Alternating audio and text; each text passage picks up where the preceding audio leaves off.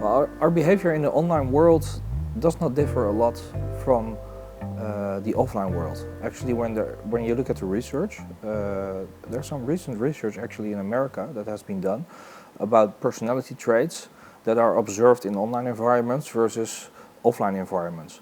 And if you look at that research, you see that there's not much difference between how people are seen through the eyes of others in an online, in this case Facebook environment, versus an offline environment. So the personality traits that the observers adhere to these people, they are more or less consistent between online and offline environments.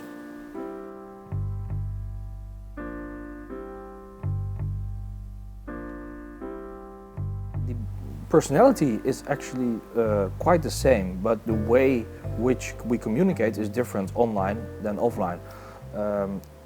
You were asking me about the way we present ourselves more in a more positive manner than we do in real life. That's true, and it's called, in psychology, it's called the self-presentation bias. We as human beings always have the tendency to present ourselves in a slightly more positive way than is actually the case. And we do that both offline and online. The problem is, however, that in an online environment you can enrich that information with emoticons, hashtags, pictures, videos and everything. So when I meet you in a bar and my throat is a little bit sore and you say, "How are you doing?" I'm probably inclined to say, "Well, I'm doing okay," because of this self-presentation bias. We always want to present ourselves a little bit better.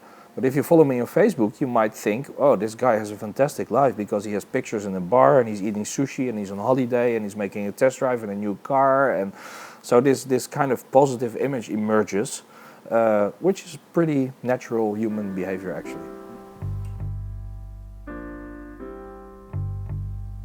I think it has to do with the human tendency to stay connected to each other. And people are really social animals, and social media foresees a desire to be social. So I think it's one of the basic human needs that is being met by these social networks, and that's why people jump on it and create accounts and get it integrated into their lives.